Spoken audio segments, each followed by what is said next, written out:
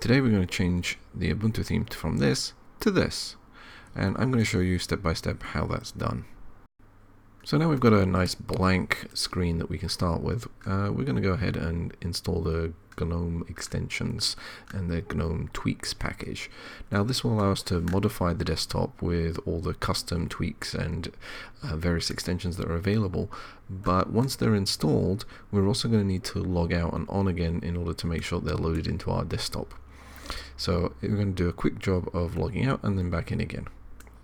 Now it's also very important to have a custom package that you can use or intend to use. Now in my case I've already got my custom packages, let's say URLs ready, so I'm going to go ahead and download those in order to get them into my machine. But in order to do that I'm also going to put them into the themes and icons folder. So I'm going to create a themes and icon folder first before I start downloading the packages, because I'm going to unzip them into those.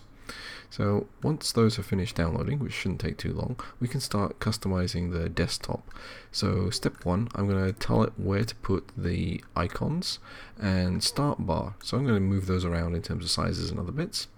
And then as the second step, we're going to go ahead and tell it to use the custom ones. So now we have everything downloaded, we can proceed. Now don't worry if you haven't been able to follow the download links, I'll put them in the description. Now what we've got here is a couple of gnome settings, the command line versions of them, because I don't want to click through all the menus to get to them. So if I just extend this, you can see you have the extended sizes, portions, transparency, and a few other settings thrown in there. And that's moved our icons around for a good start.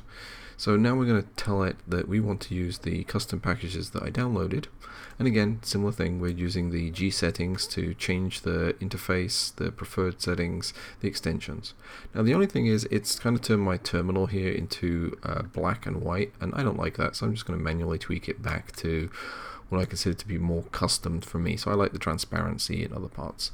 But otherwise our desktop is done.